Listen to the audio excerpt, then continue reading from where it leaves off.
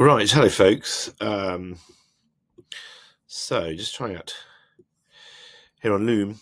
Um, what I'm looking to do is to start contributing more regularly to my Facebook group, and I wanted to make a series of videos that mirror the teaching that I'm doing with my A-level group at the moment. So my A-level program, we have 2 lessons a week, and the one on Thursday we look at unseen texts. And for the first 3 months, we really focused on building up a wider literary contextual picture of writers and writings. So we looked at the Romantics, we looked at Milton, and we looked at the ideas, we looked at key texts, we looked at key writers. And what we started to do now is to alternately. So one week look at a prose extract, another week look at a poem. And what I wanted to do with the prose is to go through all of the different techniques that you commonly find in prose writing. The inspiration for this, I have to say, was David Lodge, the critic, writer, and academic, who died actually, I think, a couple of weeks ago now. Whose novels I very much enjoyed, and in fact studied for GCSE Out of the Shelter, which at the time was really an inspired choice by my English teacher. So he wrote a book called Art of Fiction, which you can find free online, I discovered, which is another book I enjoyed very much, which was based on a series of articles that he wrote for a newspaper, in which in every article he would look at a different kind of narrative device. So I pay homage to David Lodge and openly admit that I'm basing what I'm doing on the different chapters in that book. So one of them is called Motivation. So it's a chapter that's looking at character motivation. And he takes an extract from George Eliot's wonderful novel, Middlemarch, which we'll look at in a second. And one of the things he points out, which I think is very interesting, is, of course, in a second we will see how expertly George Eliot points out how motivation in characters is really quite complex. So it's layered. There are different motivations. There are motivations which are intended. There are motivations which are pragmatic. There are motivations which are, in a sense, unconscious or covered over. Which, of course, is very true to life, I think. So, but he makes the point that, this compares with something like a medieval morality play where, a villain is always a villain because they're a villain. A hero is always a hero because they're a hero. Or indeed, in medieval morality plays, the characters were often given names like virtue or sin. So, of course, they performed the function of their name as such. Okay. So in this extract then from Middlemarch, there's a character called Lydgate, who is a young man, a doctor, with great ambitions to do medical research and things like that. And so who doesn't actually want to get married because he sees that as being will be a distraction from his primary aim, which is to pursue medical research.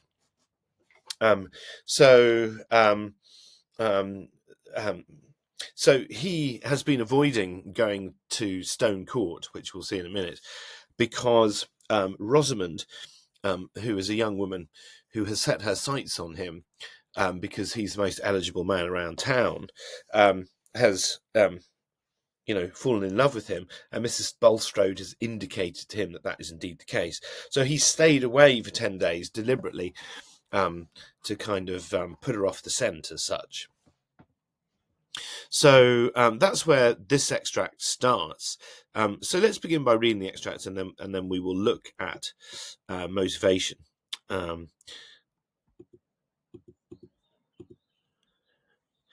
me just try and make.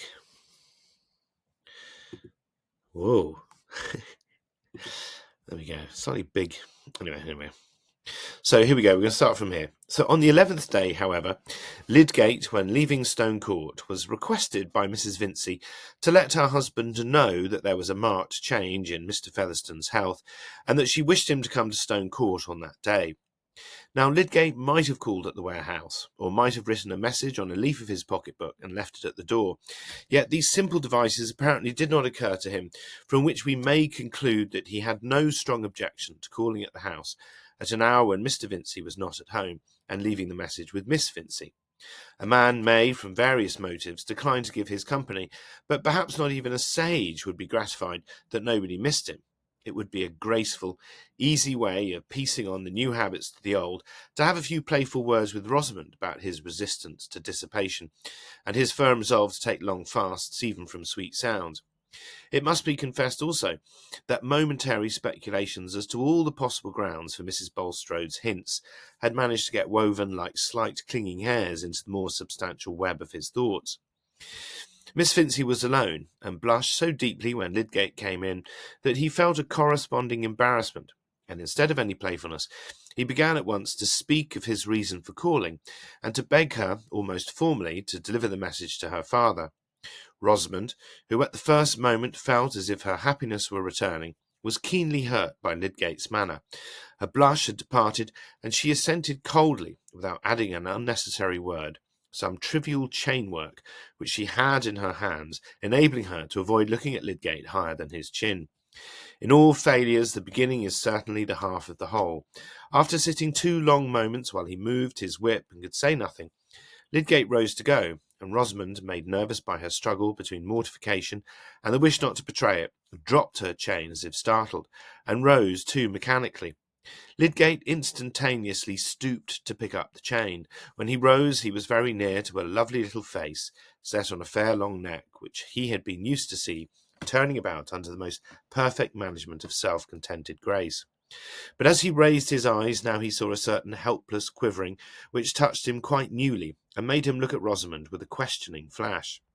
At this moment she was as natural as she had ever been when she was 5 years old. She felt that her tears had risen, and it was no use to try to do anything else than let them stay like water on a blue flower, or let them fall over her cheeks even as they would.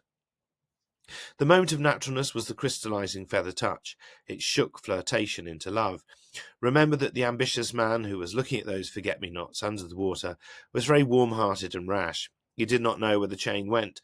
An idea had thrilled through the recesses within him, which had a miraculous effect in raising the power of passionate love lying buried there in no sealed sepulchre, but under the lightest, easily pierced mould. His words were quite abrupt and awkward, but the tone made them sound like an ardent, appealing avowal. "What is the matter? You're distressed. Tell me, pray." Rosamond had never been spoken to in such tones before. I'm not sure that she knew what the words were, but she looked at Lydgate, and the tears fell over her cheeks. There could have been no more complete answer than that silence, and Lydgate, forgetting everything else, completely mastered by the outrush of tenderness at the sudden belief that this sweet young creature depended on him for her joy, actually put his arms around her, folding her gently and protectingly.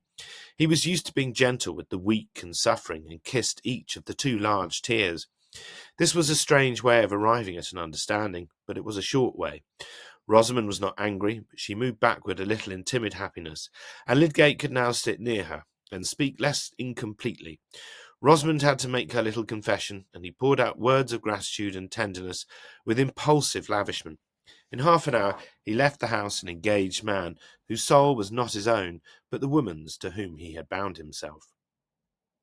Okay, so there we go. So it leaves engaged to be married, which of course was not his original motivation at all. And so again, it's really interesting, the subtlety, I think, with the way in which this is written. So if we look at this from here, so now Lydgate might have called at the warehouse, or might have written a message on a leaf of his pocketbook and left it at this door. Yet these simple devices apparently did not occur to him, from which we may conclude that he had no strong objection to calling at the house at an hour Mr. Vincey was not at home, and leaving the message with Miss Vincey. So the way in which it's written, of course, I mean, see, what she could have said is that, he didn't have any problems with calling at the house because he wanted to see Miss Vincey. But this roundabout way of describing it here So he might have done this, he might have done this, yet these simple devices apparently did not occur to him. Reflect, of course, how his own real motivation he's obscuring from himself. So it reflects his own, in a sense, denial, his own denial as to the real intention, which of course was to see Miss Vincey, despite the fact that actually his conscious motivation of staying away for 10 days was, as I said, to put her off the scent because he didn't want to encourage her by falling in love with him. So then as it carries on, a man may, from various motives, decline to give his company, but perhaps not even a sage would be gratified that nobody missed him. So again, in a sympathetic way here, but perhaps not even a sage would be gratified that nobody missed him.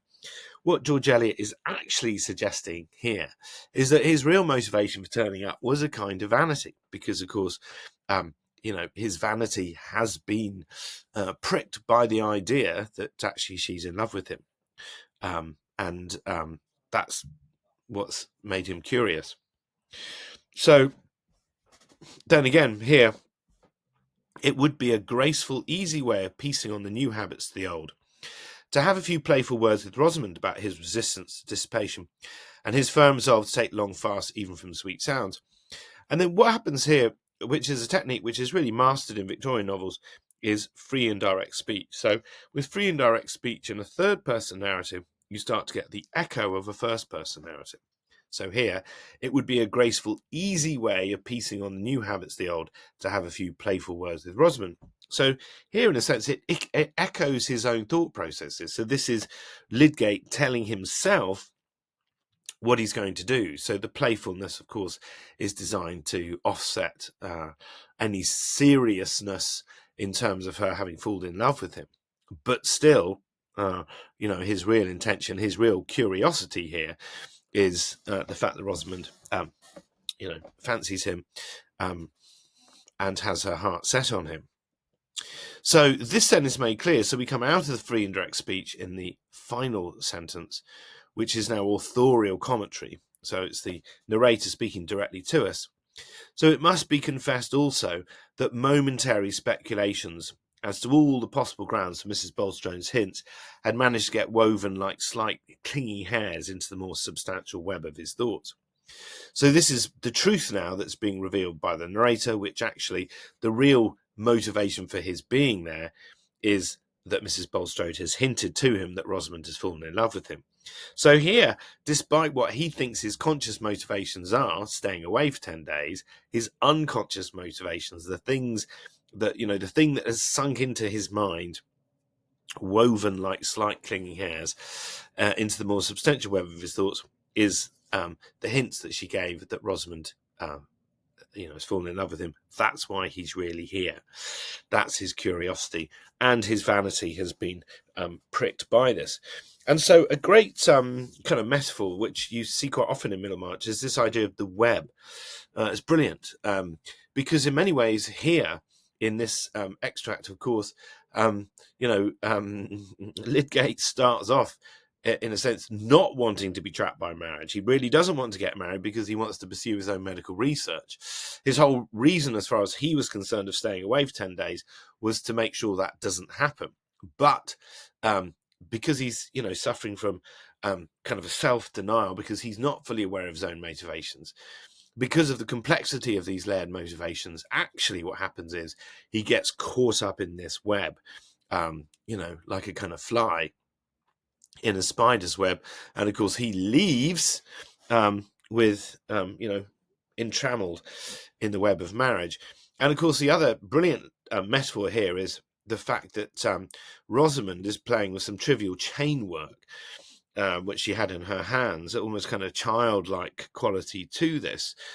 And so the other metaphor being, of course, that actually this becomes to symbolize, because it's in the dropping of the chain, which catalyzes this kind of moment of sincerity. So out of all of the kind of the performance, of the characters, particularly with Rosamond, suddenly this moment of naturalness occurs between them, caused by the dropping of the chain, which then catalyzes these series of responses where, of course, by the end of it, the chain becomes a literal chain, which is that Lydgate is now caught up in the chain of this